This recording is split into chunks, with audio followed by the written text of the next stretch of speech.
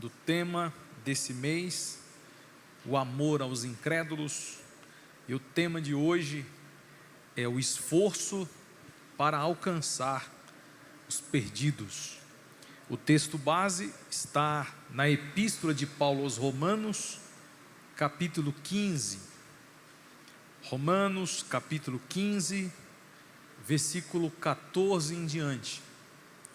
Nós vamos ler do 14 ao 21 e iremos fazer a exposição desse texto, falando sobre o esforço de Paulo para pregar o Evangelho aos perdidos. Romanos 15, 14. A palavra de Deus nos diz assim: E certo estou, meus irmãos, sim, eu mesmo a vosso respeito, de que estáis possuídos de bondade, cheios de todo o conhecimento, aptos para vos admoestardes uns aos outros. Entretanto, vos escrevi em parte mais ousadamente, como para vos trazer isto de novo à memória, por causa da graça que me foi outorgada por Deus, para que eu seja ministro de Cristo Jesus entre os gentios, no sagrado encargo de anunciar o Evangelho de Deus, de modo que a oferta deles seja aceitável, uma vez santificada pelo Espírito Santo.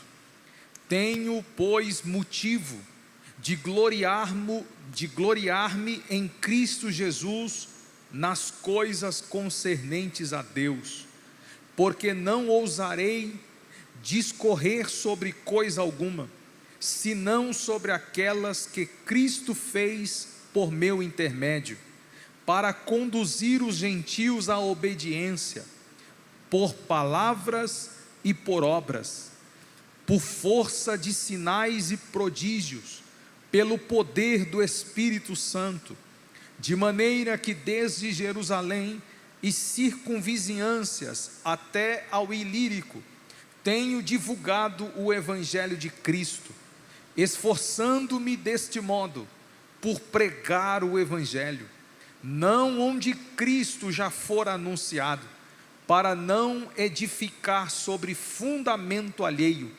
antes, como está escrito, hão de vê-lo aqueles que não tiveram notícia dele, e compreendê-lo os que nada tinham ouvido ao seu respeito. Pai, eu quero agradecer o Senhor por essa noite, louvar o teu nome por esta palavra, e pedir mais uma vez que o Senhor possa falar ao nosso coração, nos trazendo o precioso ensino desta palavra, convertendo o nosso coração a Ti, edificando a nossa fé em Ti, de maneira que sempre possamos permanecer nela.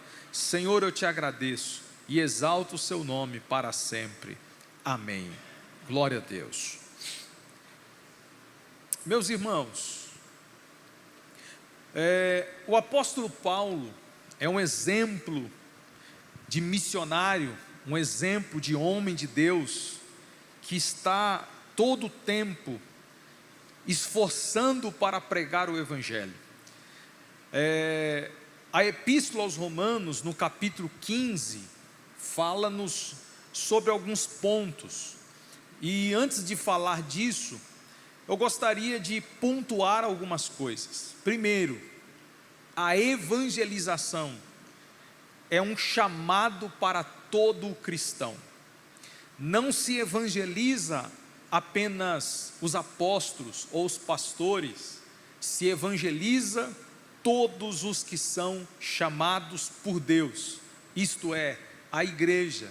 Jesus, quando chamou os seus discípulos, ele deu poder a eles para pregar o Evangelho.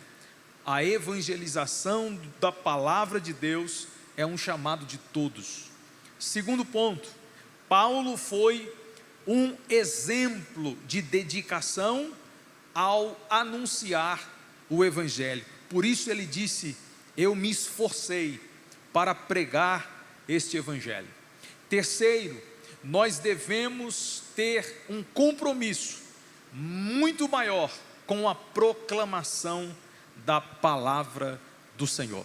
Eu e você devemos nos comprometer em pregar esta palavra em tempo e fora de tempo.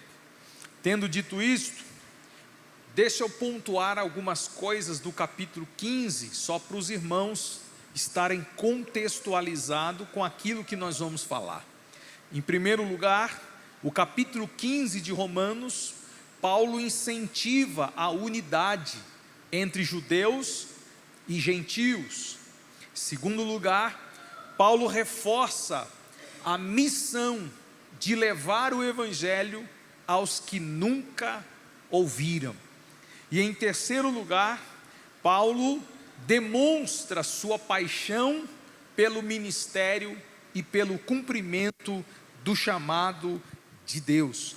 Esse capítulo 15, ele possui basicamente 6 assuntos principais. 6 assuntos. O primeiro assunto é acerca dos seus planos para o ministério. O segundo assunto é a sua visita a Roma. O terceiro assunto é a saudação que ele dá aos romanos. Quarto, as advertências contra os rebeldes. 5, as saudações aos seus companheiros. E sexto, é uma doxologia final para encerrar esta epístola tão importante como é a de Romanos. Considerada por Martinho Lutero a carta magna do Evangelho, Romanos foi a carta que Martinho Lutero se debruçou quando ele encontra o texto: justo viverá pela fé.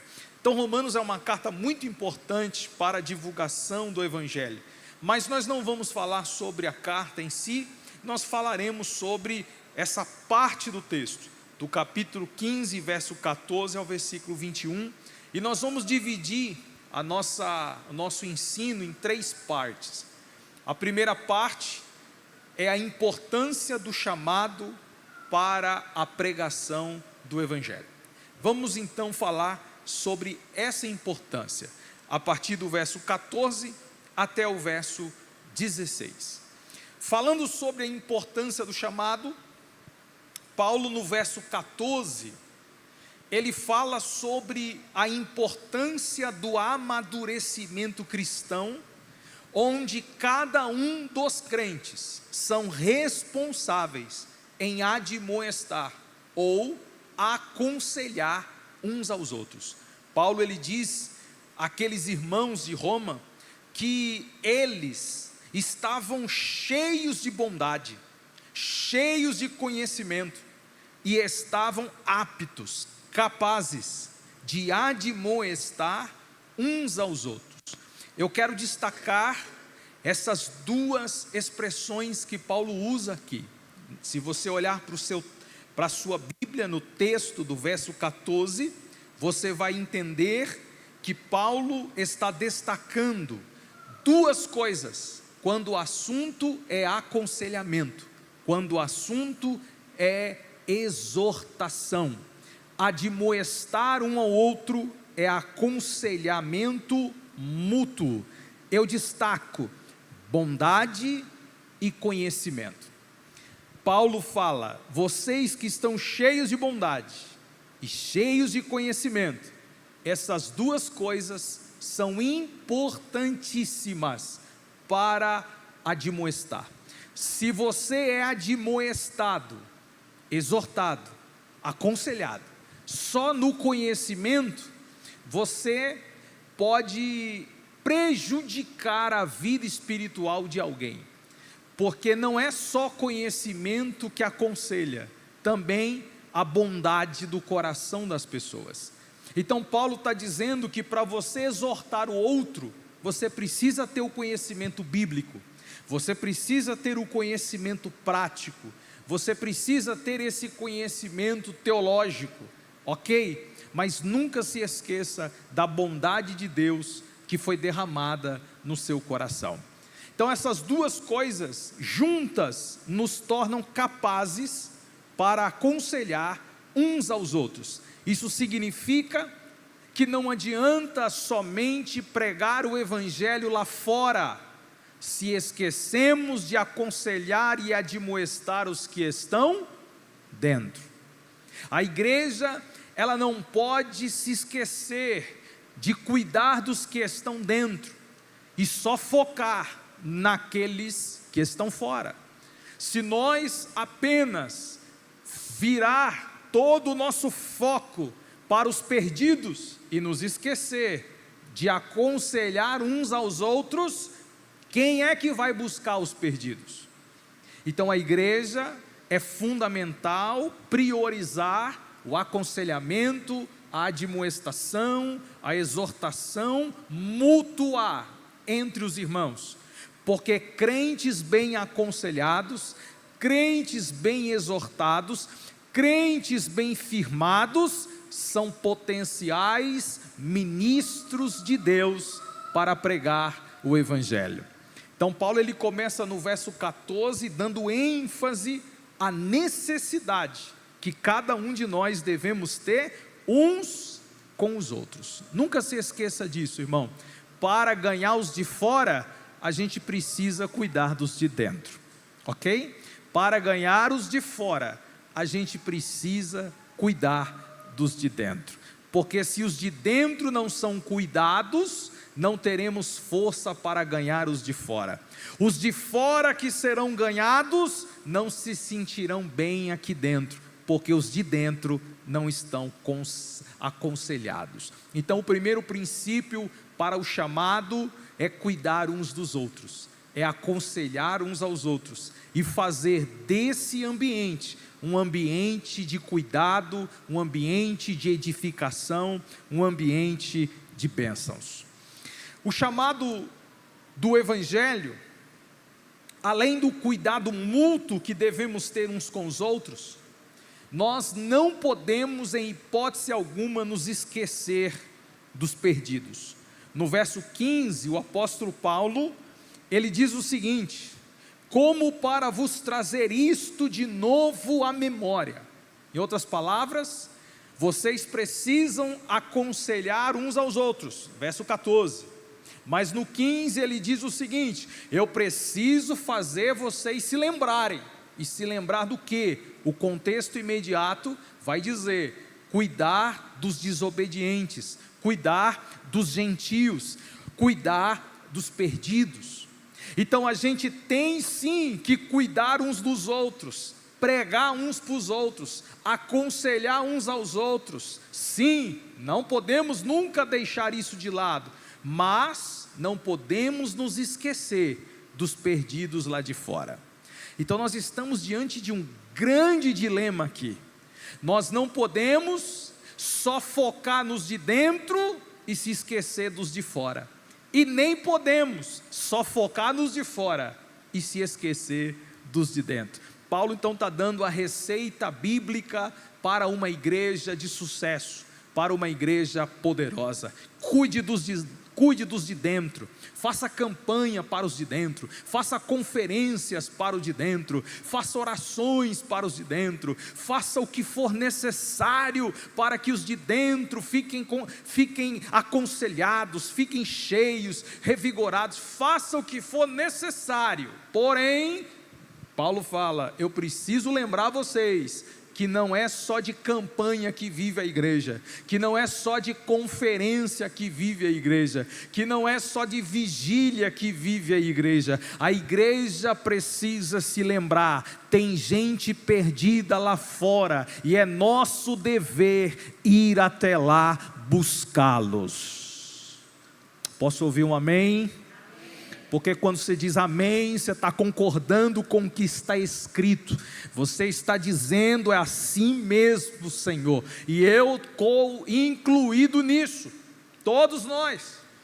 A igreja não pode, irmão, se perder nos seus muitos programas. A igreja não pode se perder nas suas muitas atividades, sendo estas atividades boas para aconselhar, admoestar uns aos outros. Só que a igreja não pode se perder nisso. Paulo diz: eu chamo a memória de vocês.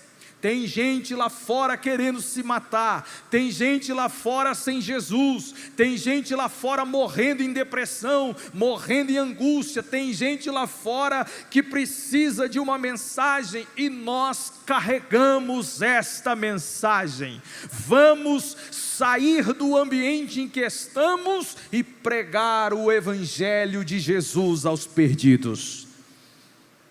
Aleluia. Então nós temos um chamado, irmãos. O chamado começa na edificação mútua. O chamado, ele prossegue alcançando os que estão de fora. E Paulo chama esse chamado de ofício sagrado. Olha que coisa impressionante. No versículo 16, Paulo diz o seguinte: eu sou ministro de Cristo. A palavra ministro é aquele que serve. A palavra ministro aqui é a mesma expressão para diáconos, que é aquele que serve. Então, eu sou um servo de Cristo entre os gentios. Paulo está dizendo para onde foi chamado.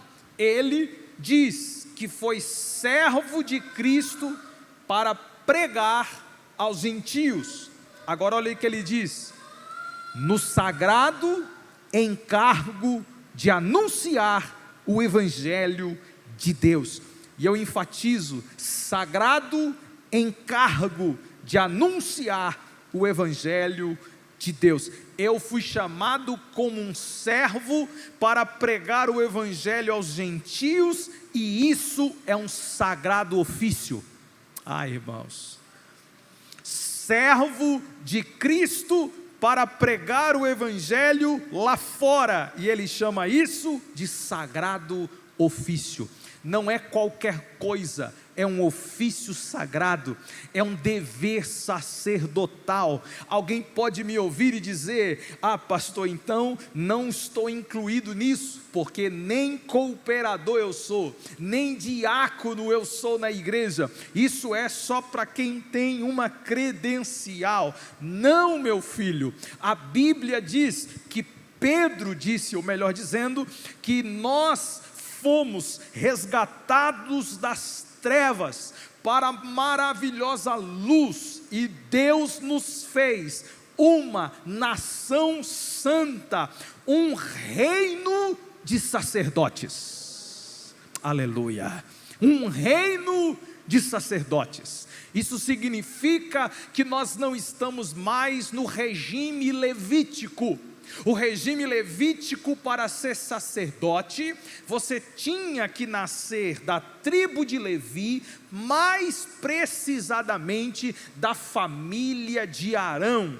Se você não viesse da linhagem de Arão e da tribo de Levi, nunca você seria um sacerdote.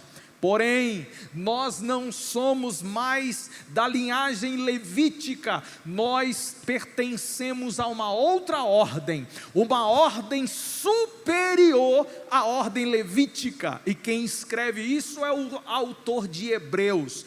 Ele diz que Jesus não veio da tribo de Levi, por isso não era levita. Jesus veio da tribo de Judá, e Judá nunca foi sacerdote. Então por que Jesus é chamado de o sumo sacerdote, se ele não veio de Levi? Porque Jesus veio da linhagem de Melquisedeque, e Melquisedeque é sacerdote dos sacerdotes. Jesus veio de lá, e hoje está acima de qualquer sacerdote. Então eu e você, que estamos em Jesus, pertencemos à linhagem de Cristo, que é sacerdotal. Ele é sumo e nós sacerdotes. Para quê? Para levar a preciosa mensagem do evangelho para aquele que crê. Todo crente que prega o evangelho é um sacerdote em atividade. De novo, todo crente que prega o Evangelho é um sacerdote em atividade. Não precisa ter unção de sacerdote, não precisa ter carteirinha de sacerdote, só precisa carregar a mensagem, só precisa falar a mensagem, só precisa pregar o Evangelho, já é um sacerdote em atividade. Então isso é um ofício sagrado, irmão. E se a gente não entender que pregar o Evangelho é um dever sacerdotal sagrado, então a gente não aprendeu nada ainda. Nós temos que exercer esse chamado com a consciência de que fui chamado como ministro de Cristo para pregar o Evangelho de Deus. Essa é a nossa responsabilidade. Diante disso, eu quero dar duas reflexões. A primeira, como você tem exercido o seu chamado? Essa é para você pensar. A segunda, você tem tido ou sido um ministro de Cristo no seu dia a dia? Essas são as perguntas e reflexão com o nosso primeiro tópico. Você tem sido um ministro de Cristo? Na sua escola, no seu trabalho, na sua faculdade, no seu dia a dia, aonde você vai, nos seus amigos, você tem sido ministro de Cristo? Você tem exercido o seu sacerdócio real?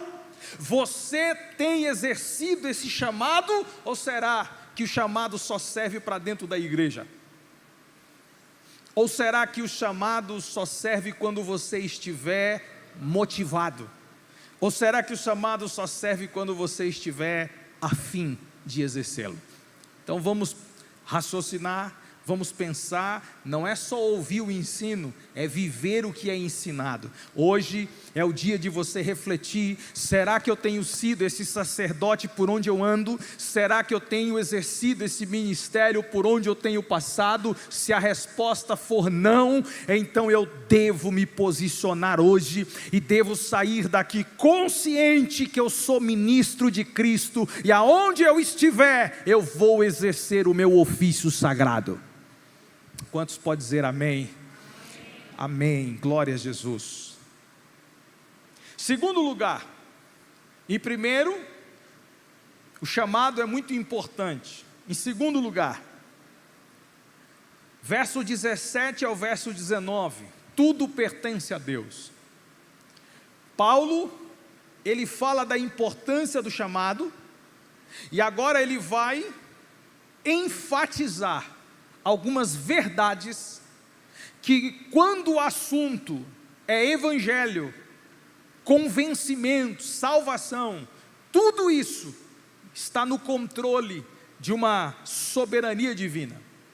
Deixa eu pontuar algumas coisas aqui muito importantes.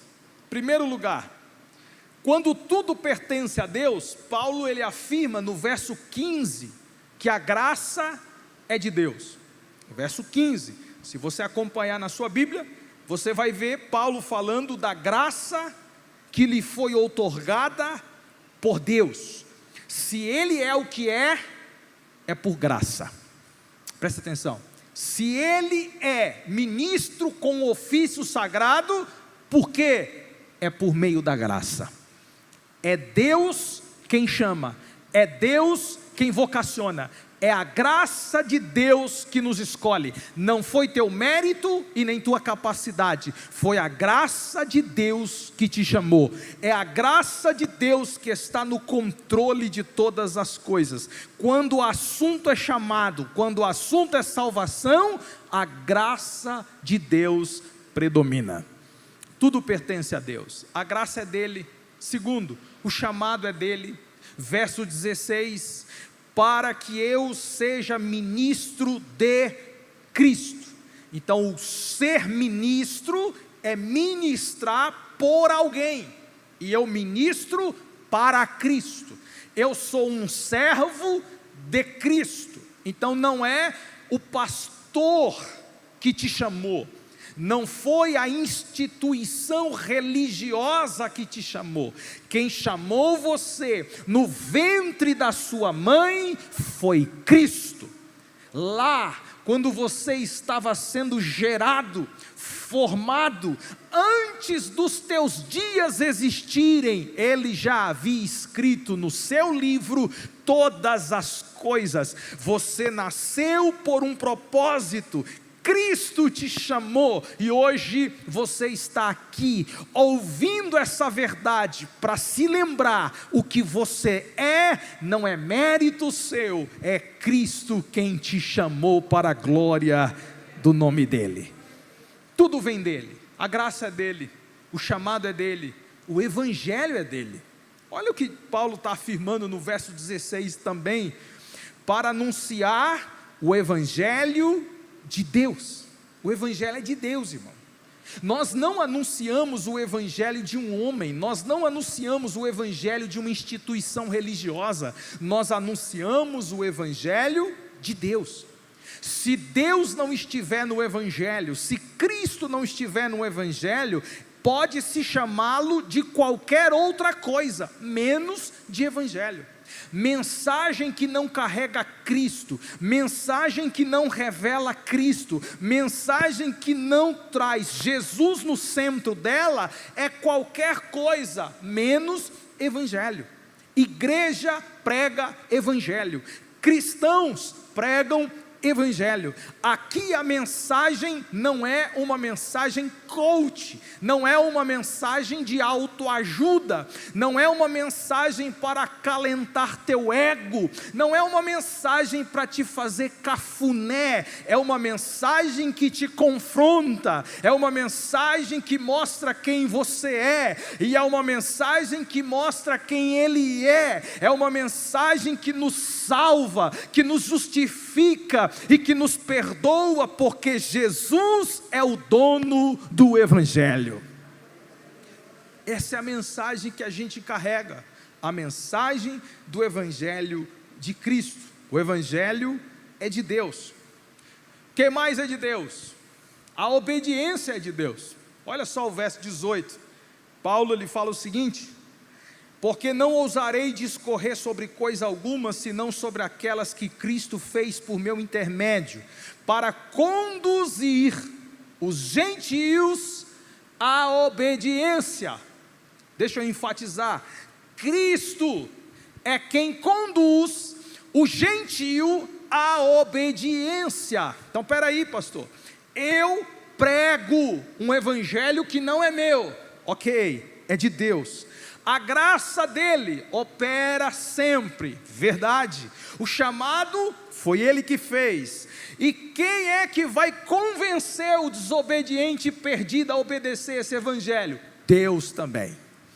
Então Deus usa você para pregar, e Deus se encarrega de converter o coração do desobediente para obedecer. Então pare de ser metido a besta, em pensar que é você que convence o homem. Quem convence o homem é o próprio Deus, é Ele que abre o coração do homem. Então você quer ser útil? Só pregue, só fala, deixa o resto com Deus. Não precisa ficar triste nem deprimido se alguém rejeitou o evangelho, não precisa ficar triste nem deprimido se alguém zombou do evangelho, porque zombou do que é de Deus e zombou do próprio Deus. Deixa Deus pegar ele lá na curva, e Ele, Deus, é quem vai convencer esse homem, esta mulher. Pregue o evangelho, irmão, fale do evangelho. Ah, pastor, eu dei um folhetinho, amassaram, deixa amassar. Ah, pastor, eu fui falar, deram risada de mim, deixa dar risada. Pastor, eu fui falar, me chamaram de chato, me chamaram de um monte de outros adjetivos ruins, deixe chamar, mas pregue, porque lá na frente esse homem vai entender a verdade, porque Deus vai se utilizar de uma palavra que saiu da tua boca para mudar o coração desse pecador, e ele vai se render a Jesus. Pregue, porque quem faz obedecer é o próprio Deus. Se a gente não acreditar, irmãos, que Deus é capaz de convencer o homem, então não dá mais para pregar. Se Se a gente não acreditar que é Deus que gera obediência no coração do homem, então a gente desiste de pregar. Se a gente só depender de nós mesmos para pregar o evangelho, coitado de mim, coitado de quem vai ouvir, porque nada vai sair. Mas se a gente confiar que Deus é soberano, que nos deu um evangelho e que Ele é capaz de convencer o homem, então haverá salvação, haverá cura e libertação, porque tudo vem de Deus, tudo vem de Deus. Você confia nessa soberania? Você acredita nessa soberania? Então pode pregar o evangelho, porque Deus é soberano. Quinto lugar, tudo é de Deus, a graça é de Deus, o chamado é de Deus, o evangelho é de Deus, a obediência é de Deus, o poder é de Deus. Olha só, verso 19.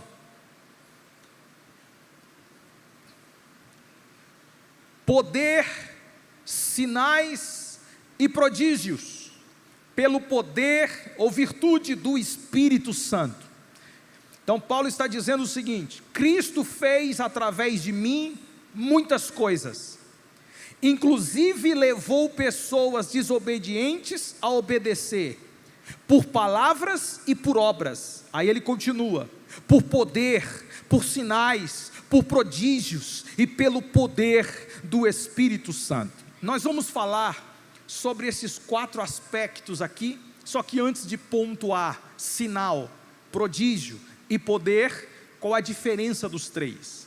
Poder, sinal e prodígio. Parece que tudo é a mesma coisa, mas há uma leve diferença entre os 3. Então Paulo está dizendo o seguinte: todos estes aspectos miraculosos, todos esses aspectos soberanos, quem opera é o Espírito Santo de Deus. Então Paulo ele está sendo enfático: a graça é dele, quem chama é ele, o evangelho é dele, a obediência quem gera é ele, através de poder, sinais e prodígios operados pelo Espírito Santo.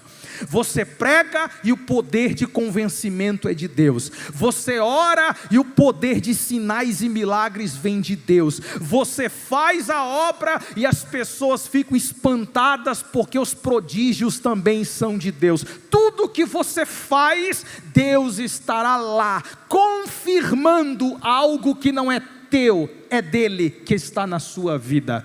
Olha que coisa maravilhosa, gente. Você está carregando algo que não é seu, falando de alguém que não é de você, e esse alguém, o Senhor, está fazendo todo o resto para que o pecador se arrependa e venha para a sua presença. Que dinâmica poderosa, irmão. E às vezes a gente fica aqui no nosso mundinho fechado, às vezes a gente fica aqui na nossa vidinha e nos esquecemos que há um poder de Deus que se move através do evangelho. Pastor, eu não tenho visto mais sinais, pastor, eu não tenho visto mais prodígios, pastor, parece que eu não estou vendo mais o poder igual era antigamente. Por que hoje não acontece igual acontecia antes? Simples, porque antes se pregava mais o evangelho do que hoje. Poder, sinais e prodígios acompanham o evangelho. Nós pregamos e os sinais se manifestam. Se deixamos de falar do evangelho para o pecador, para que sinal, irmão? Para que prodígio? Sinal para crente? Crente já crê, não precisa de sinal. O sinal é para os descrentes. Então quando o crente fica pedindo sinal, é porque ele não é crente. Porque se fosse, ele não pedia sinal. Deixa eu te falar, anote isso nas tábuas do seu coração, se você não trouxe caneta, porque eu mandei você trazer. Você não trouxe, o problema é seu. Então preste atenção, meu irmão. Crente que pede sinal é porque ainda não creu em Jesus. Sinal não é coisa de crente, sinal é coisa para descrente. Crente não precisa de sinal. Crente já tem o Todo-Poderoso que faz os sinais. Crente já tem Jesus, não precisa mais de sinal nenhum. Por que o sinal se manifesta? Para mostrar que aquilo que é pregado é verdade. Você tem dúvida daquilo que é pregado, se é verdade ou não? Você tem dúvida? Então você não precisa de sinal. Você não precisa de sinal. você já tem a fé verdadeira, você já tem a fé sólida em Jesus. Com ou sem sinal, você sabe quem é Jesus e para onde vai. Nós não precisamos mais de sinais. Quem precisa de sinal é o incrédulo, é o ateu. Quem precisa de sinal é o Tomé. Eu quero ver. Eu quero ver, eu quero ver. É ele que precisa de sinal. Aí Jesus olhou para ele: Tomé, você creu porque viu? Eu preciso de sinal para crer. Mas bem-aventurados são aqueles, ele está falando de você, ele está falando de mim, que não viu sinal nenhum, mas creu. Esses são bem-aventurados. Aleluia. Aí fica um monte de crente sem conhecimento. Eu queria ver sinal na igreja, não tem mais. Eu acho que o pastor não ora tanto, eu acho que o pastor não jejua tanto. Não é porque não tem pecador na igreja. O culto é só para crente. A mensagem é só de crente. Para que sinal dentro de igreja, meu Deus do céu? Agora começa a entrar um monte de gente pecadora na igreja para você ver. E deixa a mensagem do evangelho começar a ferver na igreja. Aí daqui a pouco você vai começar a ver sinais. É demônio caindo na igreja, é o povo sendo curado. Por quê? Porque o evangelho chegou. E aonde o evangelho chega, os sinais se manifestam. Pastor, o que é sinal? A palavra sinal do grego, semion, são milagres que confirmam a autenticidade da mensagem que é pregada. Poder, do grego dinamis, é uma força sobrenatural de Deus em ação. Paulo fala que o evangelho é poder. Então presta atenção, evangelho não é sinal, irmão. Evangelho é poder. O que é poder? É a força sobrenatural de Deus movimentando, agindo. Sinal é a confirmação, é algo notório que acontece atestando aquilo que está sendo pregado. Isso é sinal. Qual é a diferença de sinal para prodígio? A diferença é mínima, mínima. Sinais e prodígios sempre acompanham juntos. Vocês sempre vão ler acompanhado prodígios e sinais e vice-versa. A palavra prodígio, terás, significa que são maravilhas que causam admiração, impacto e que geram fé. É mais ou menos assim para você entender a diferença, que é muito sutil. O poder de Deus, que é evangelho, é pregado, e ele começa a se movimentar. Se movimenta no ambiente, se movimenta no coração do pecador, se movimenta no coração do gentio, e esse poder vai convencendo o homem, esse poder vai transformando a vida do homem. E em algum momento esse homem que precisa de uma cura, que esse homem precisa de algo, esse poder, então ele atrai os sinais. Esses sinais se manifestam através de uma cura, através de um exorcismo, de uma expulsão de demônio, através de algo visível, notório. É o sinal. O sinal chegou, o sinal se manifestou, é evidente, está todo mundo vendo. Aí o que causa o sinal? O sinal causa prodígio, o sinal causa espanto, o sinal causa, as pessoas ficam extasiadas, isso é prodígio. Então o poder que é o evangelho se manifesta, o sinal traz cura e libertação, e o prodígio deixa as pessoas extasiadas, rendidas e prontas para se converterem a Jesus. Os três andam juntos: poder, sinal e prodígio, um após o outro. Os três juntos vão certamente glorificar a Cristo e trazer frutos de conversão para a glória do Senhor. Essas três coisas, Paulo fala que quem opera é Deus. Homem não opera sinal, irmão. Se tiver homem operando sinal, é teatro. Homem não opera prodígio. Se tiver alguém extasiado por causa do homem, certamente é teatro, porque o sinal e o prodígio quem faz é Deus. Reflexão: você vem fazendo, ou tentando pelo menos fazer, tudo sozinho, ou você tem confiado no poder do Espírito Santo? É você que tem tentado converter seu marido? É você que vem tentando converter sua esposa? É você que vem tentando converter os seus filhos? É você que vem tentando convencer os seus amigos de escola, de trabalho? Ou você só pregou e deixou o resto com o Espírito Santo? Porque se você prega, é Ele que opera o querer, é Ele que opera o efetuar. Deixa o convencimento com Deus, não faça tudo sozinho, só fala e deixa o resto com Ele. Amém? Terceiro lugar, e o último ponto, o esforço de Paulo. Agora Paulo, depois que ele fala do chamado, depois que ele fala da soberania de Deus, apontando tudo para ele, agora a partir do verso 20, ele vai falar sobre o esforço que ele empregou para pregar esse evangelho. E nós vamos falar um pouquinho sobre este esforço aqui. Vamos lá. A palavra esforço, utilizada por Paulo no verso 20, o grego philotimeomai.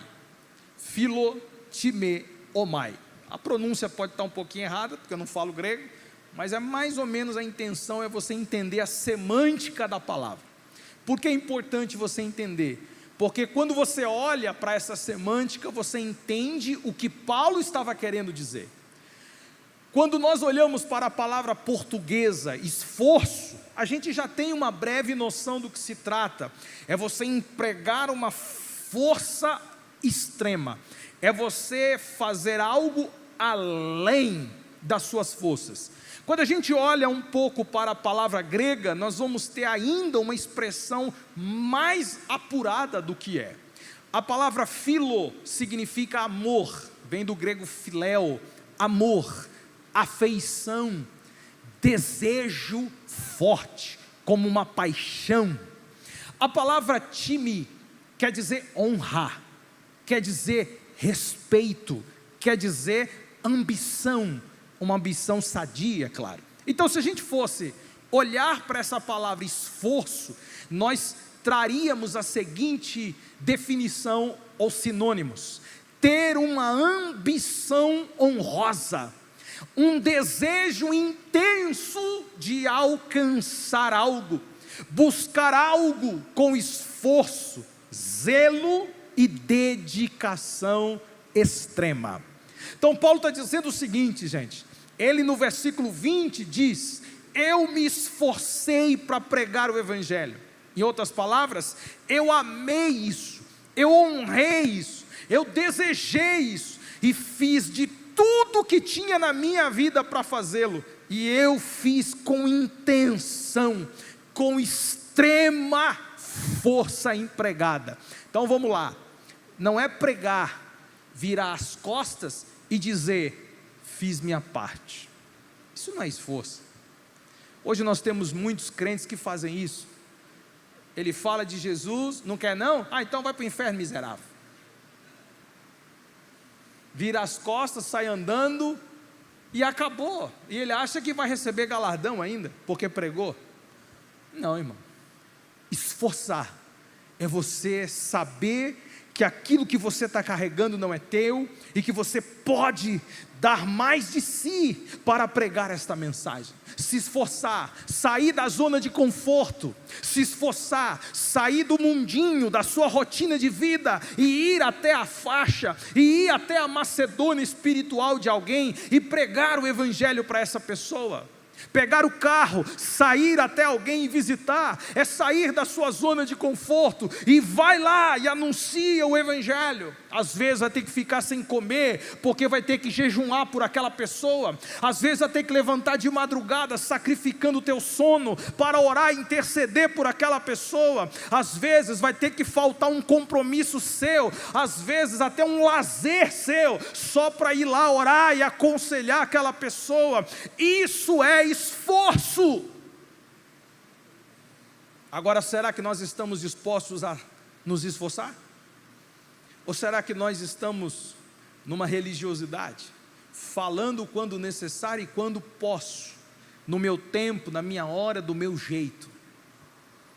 Desculpe, mas isso não é ministração do Evangelho. Paulo, ele diz: eu me esforcei para pregar o Evangelho.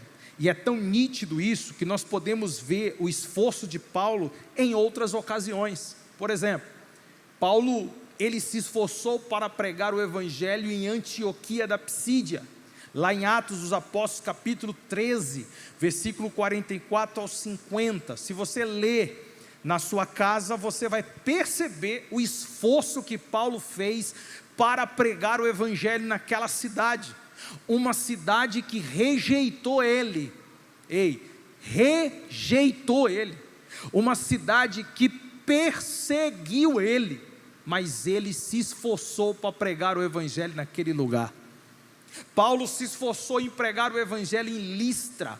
Listra está em Atos capítulo 14, versículo 19 ao versículo 22. Em Listra, Paulo foi apedrejado até quase morrer. A Bíblia diz que Paulo foi tido como morto. Me parece que ele fingiu de morto para não morrer de verdade, porque ele tomou tanta pedrada que ele parou, e os homens olharam, morreu. Aí vieram os discípulos de Paulo, entraram no meio, puxaram ele da roda e tiraram ele da cidade. Quando ele já estava fora da cidade, sabe o que Paulo fez, irmão? Acredite no que eu estou dizendo, a Bíblia diz, ele levantou, sacudiu a poeira e voltou para a cidade pregar. Meu Deus, um cara que foi apedrejado, sangrando, estava à beira da morte. Se fosse eu ia olhar para aquela cidade e fazer igual Elias: caia fogo do céu e mata todo mundo, Senhor, mata esses miseráveis tudo que não quer o Evangelho. Ia fazer igual João: posso pedir, Senhor, para fazer fogo do céu e matar todo mundo? Mas esse não é o Espírito de Cristo, esse não é o Espírito do Evangelho. O Espírito de Cristo nos leva a amar o perdido e não odiá-los. O Espírito de Cristo nos leva a pregar e insistir pregando, porque não é o que eu quero, é o que Ele quer, salvar o que havia perdido. Por você já tinha largado mão desse incrédulo. Por você já tinha largado mão dessa incrédula. Mas não é sobre você, é sobre Jesus. E Jesus está dizendo para mim e para você: não larga, se esforça. De novo, não larga, se esforça, porque a obra é dele, e vai chegar o tempo que ele vai converter e salvar o que está perdido. Não larga, se esforça. O Evangelho tem que se esforçar. Quer ver outra demonstração de esforço de Paulo? Filipos, Atos 16, verso 16 ao verso 34. Lá em Filipos, Paulo foi preso, porque ajudou uma moça expulsando um demônio dela.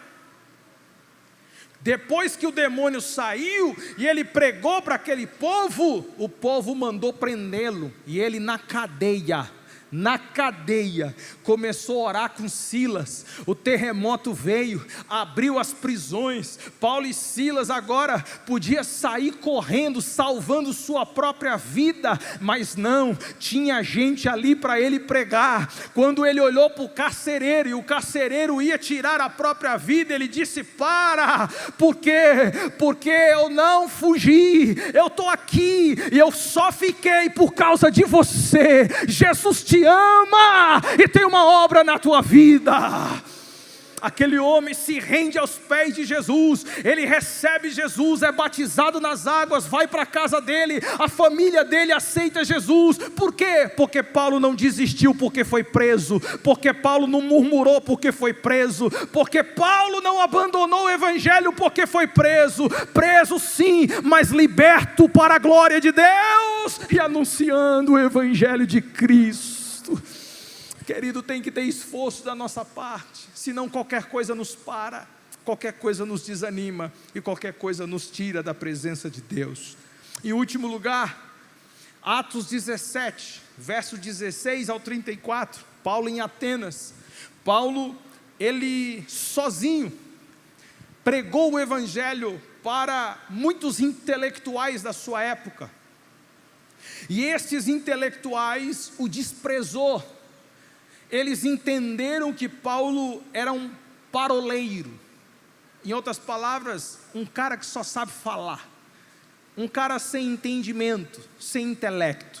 Paulo foi chamado de paroleiro, ele foi desprezado intelectualmente. Às vezes as pessoas olham para a gente assim, é crente como se a gente fosse uma quinta categoria de gente, é crente como se a gente fosse ignorantes. Aí eles nem nos ouvem porque acham que a gente é intelectualmente defasado, abitolado. Crente é manipulado, e às vezes as pessoas nos criam esse rótulo, mas não tem problema nenhum. Eles podem pensar o que for de mim e de você, mas o que a gente carrega não vai mudar. Eles podem nos chamar de desprezíveis e nos chamar de intelectualmente, vamos falar o claro, de burro, mas de burro nós não temos nada, porque tudo que Deus nos deu veio do alto. O Evangelho é sabedoria de Deus. Então não tenha vergonha de dizer quem você é. Não tenha vergonha de assumir quem você é. Talvez lá no teu trabalho eles possam te colocar de lado porque acham que por ser crente você é isso ou aquilo. Assuma quem você é, porque lá Deus vai honrar você e vai honrar o nome dele naquele lugar. Fica como lição de casa, viu? Vocês vão ler todas essas referências aí, tá bom? Atos 13, Atos 14, Atos 16, Atos 17. Lição de casa, vou cobrar na próxima semana. Glória a Deus. Vamos para lá, já estamos finalizando, irmão. Prioridade. Paulo agora vai tratar de uma prioridade. Qual é a prioridade que Paulo trata? A prioridade é pregar para aqueles que não conhecem. Pastor, mas não é cuidar um do outro? Sim. Isso a gente nunca pode esquecer, o cuidado uns com os outros, verso 14.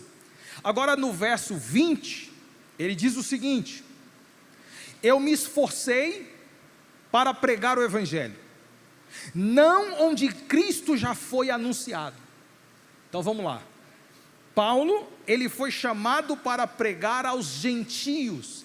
Paulo, ele foi pregado para pregar aqueles que não conhecem. Então Paulo, ele não era pregador de vigília, e eu não estou criticando os pregadores, por favor, só estou pontuando o chamado de Paulo. Paulo, ele não era pregador de igreja, Paulo, ele não era pregador de congressos, Paulo era pregador de fora, de rua, itinerante, que viaja, mas não para Miami passar alguns dias na igreja, de lá, não, ele viaja para pregar o Evangelho para aqueles que não conhecem. Aonde Jesus não foi anunciado? Aqui, então é aqui que eu vou. Ah não, aqui já tem uma igreja, então deixa a igreja. Por isso que ele fala, para que eu não edifique em outro fundamento. Já tem um fundamento lá, já tem uma igreja estabelecida, então deixa para lá. Eu quero ir aonde não tem igreja, eu quero ir onde não tem crente, eu quero ir onde não tem povo. É lá que Deus vai me enviar e é lá que eu vou pregar. Pastor, mas todo mundo tem esse chamado? Não, não é todo mundo. E seria muita tolice minha e sua pensar que todo mundo é igual Paulo. É muita tolice. Eu sou muito sincero, eu não sou e nem tenho esse chamado de Paulo, não tenho. Deus me chamou como mestre da palavra, para ensinar a igreja. Se eu falar o que eu prego para vocês, para um não crente, vai dar problema, vai dar problema. Então meu filho, o meu chamado não é igual ao de Paulo, mas talvez tenha alguém me ouvindo que arde o coração como o de Paulo. Então por que deixar o coração apenas ardendo e você não se move nesse chamado? A gente precisa entender a nossa posição para a partir disso se movimentar dentro do propósito que Deus chamou a gente.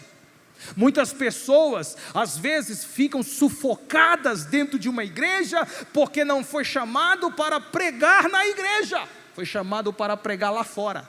Então exerça teu chamado, cumpra teu ministério, vá debaixo da bênção pastoral, vá debaixo da orientação pastoral, não vá de qualquer jeito, porque Paulo pregou o evangelho com esforço. Mas se você vê a origem de Paulo, o começo de Paulo, Atos capítulo 13 fala que Paulo foi chamado pela direção da igreja de Antioquia. Separa para mim Paulo, separa para mim Barnabé, para a obra que eu os tenho chamado. E tendo orado, quem que orou? A direção da igreja. Tendo jejuado, quem jejuou? A direção da igreja. Tendo imposto as mãos, quem é que impôs as mãos? Os pastores da igreja. Enviou Paulo. Então presta atenção, Paulo não se enviou, Paulo foi enviado. Eu desconfio quem sai por aí que não foi enviado por alguém. Tem gente que tem até boa vontade de ir fazer a obra, mas faz do jeito errado, faz do jeito certo. Qual é o jeito certo? Passa pela imposição de mãos, passa pela oração da igreja, passa pela administração da igreja, e depois vai debaixo da bênção, porque os frutos que serão dados lá, certamente serão confirmados com sinais e prodígios. Então Paulo, mais uma vez, enfatiza a urgência, a necessidade de pregar o evangelho aos que não conhecem. Essa é a verdade. Agora, a gente pode fazer alguma coisa para priorizar os que não conhecem? Claro que podemos. A gente pode dar uma mudada nos nossos calendários de igreja. A gente pode mudar os nossos encontros de igreja, a gente pode mudar os nossos congressos, a gente pode mudar as nossas festas, a gente pode alterar muita coisa da igreja, porque a agenda da igreja de ano a ano é para crente. Tudo que a gente faz aqui dentro é para os de dentro.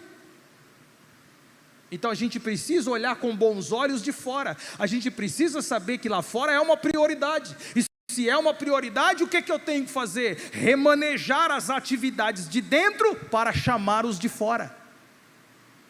Então os encontros de dentro têm que receber os de fora. As mulheres que se encontram têm que receber as mulheres que não são crentes.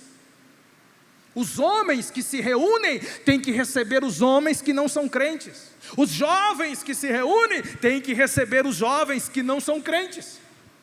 Os cultos que nós nos reunimos tem que ter um chamamento, um convite de vocês para eles virem para frequentar os cultos. Só assim, irmão, o evangelho cresce. Só assim os perdidos recebem a palavra. Só assim os perdidos são salvos por Cristo. Então a gente tem que saber, é uma prioridade. Então, líderes, é a sua prioridade? Obreiros, é a sua prioridade? Porque se não for, nós vamos mudar a sintonia hoje. Não é amanhã, é hoje. É agora. Espera aí, pastor. Então a minha vida toda eu achei que eu era líder só dos de dentro. Não, você é líder dos de dentro para chamar os de fora. Você é líder para cuidar dos de dentro, para receber os de fora. Versículo 14, eu aconselho os de dentro, mas a minha prioridade é os de fora. Eu estou vendo quem está lá fora para chamá-los para dentro. Igreja é os chamados para fora. Presta atenção, chamados para fora. Parece que é chamado para dentro, não, é chamado para fora. Primeiro você é chamado, é edificado e agora vai para fora. Isso é igreja, isso é eclésia. E eu finalizo, que a gente tem que pregar para todo mundo. Marcos 16, 15. Vocês vão e preguem o evangelho para todas as pessoas, sem distinção, irmão. Todas as pessoas precisam ouvir o Evangelho de nosso Senhor Jesus. É pobre, é rico, é ateu, é crente, é de outra religião, não importa, a gente tem que pregar o Evangelho de nosso Senhor Jesus Cristo. E nós devemos pregar todo o tempo. 2 Timóteo capítulo 4, versículo 2, Paulo falando a Timóteo, ele deve pregar a palavra em tempo oportuno. Tempo oportuno, essa palavra oportuno quer dizer sempre, não é só quando tiver oportunidade, é sempre. Já que eu toquei no assunto, deixa eu te falar uma coisa, nem sempre as oportunidades vão surgir, se você não as criar. De novo, nem sempre as oportunidades vão surgir, se você não as criar. Nós criamos as oportunidades, não ficamos de braços cruzados esperando a oportunidade aparecer. Nós que temos a mente de Cristo e sabemos da responsabilidade que temos, criamos a oportunidade com um diálogo, com uma conversa, e a partir disso você chama a atenção e coloca Jesus no assunto. É eu e você que criamos a oportunidade, mas muitas vezes ficamos lá anos e anos esperando uma oportunidade que nunca chega, e nós estamos há anos e anos com a pessoa e nunca falamos de Jesus para elas. Crie a oportunidade, fale de Jesus. Não precisa ser inconveniente, não precisa mudar as coisas e querer atropelar, não precisa. Lembre-se, quem convence é Deus. Mas se você puder criar oportunidade com respeito, com bom senso, na hora certa, certamente essa oportunidade será valiosa e poderá produzir bons frutos. Amém? Você tem orado pelos perdidos? Você tem se esforçado para anunciar o Evangelho? Mais ou menos. Então qual é o nosso compromisso? Não só orar, mas nos levantar e se esforçar para pregar o Evangelho. Não é só ficar ajoelhado orando, Senhor, salva os perdidos. É pregar para o perdido, falar de Jesus para o perdido, e aí orar, para que Deus, com a semente que foi semeada, possa gerar fruto de arrependimento. Amém? Conclusão: o Evangelho precisa ser pregado, independentemente das dificuldades. Não é sobre você, irmão, é sobre Jesus. Fale de Jesus. Paulo nos deixou um exemplo de dedicação e de perseverança em pregar o Evangelho, que a gente também se inspire e siga o mesmo exemplo de Paulo. Em último lugar, que a gente possa seguir seu exemplo e nos esforçar anunciando a Jesus Cristo. Paulo é uma inspiração para nós, e lembre-se, nós devemos nos esforçar para pregar o Evangelho. Vamos orar? Nessa oração, você vai se colocar diante de Deus. Certamente, assim como eu, pediremos perdão por não estar se esforçando bastante. E a partir disso, dessa consciência, saímos daqui comprometidos com a palavra de Deus, não com uma invenção do pastor, mas com a santa palavra, e a gente se esforçar mais para anunciar o Evangelho. Nós podemos orar? Senhor, nós estamos agora diante da sua presença, e essa palavra ela é bem intrigante, porque ela nos traz uma responsabilidade muito grande. Muitas vezes ficamos presos na vida da igreja, nas atividades da igreja, e nos esquecemos, Pai, dos que estão lá fora. Muitas vezes ficamos presos no aconselhamento, na admoestação, na exortação mútua dos cristãos, e nos esquecemos dos que estão lá fora. E nós devemos priorizar isso. Nós devemos entender que o Senhor nos chamou para isso, e agora nos esforçar tanto quanto for necessário, Senhor, para ir lá e falar do seu amor. Nos ajuda, Senhor, perdoa a gente, pode me perdoar, Jesus, porque eu não tenho me esforçado o suficiente. Me perdoa porque eu não tenho ido o suficiente. Me perdoa porque eu não tenho criado as oportunidades necessárias. Me perdoa, Senhor. Eu preciso olhar para esta palavra, temê-la e a partir disso cumprir o que o Senhor está exigindo de nós. Não é só ouvir, é dar ouvidos. Não é só aprender, é colocar em prática. E eu quero refletir sobre isso hoje e sair daqui comprometido mais com esta palavra. Nos ajuda, Senhor. Quando nos faltar a força, seja a nossa força. Quando nos faltar o ânimo, seja o nosso ânimo. Mas não deixa a gente desistir, Senhor. Se Paulo fosse desistir em Antioquia, se Paulo fosse desistir em Filipos, se Paulo fosse desistir, Senhor, meu Deus, onde nós estaríamos hoje? Onde aquele povo estaria hoje, Senhor? Mas ele não desistiu. Ele se levantou, ele anunciou o Evangelho, ele pregou a palavra, assim como nós também não desistiremos, assim como também nós nos levantaremos e anunciaremos o santo Evangelho do Senhor aos perdidos. Salvos perdidos através da mensagem do Evangelho de nosso Senhor Jesus Cristo, para sempre. Amém. Queridos irmãos, que Deus abençoe. Nós vamos dar os avisos rapidinho e já partir para o encerramento.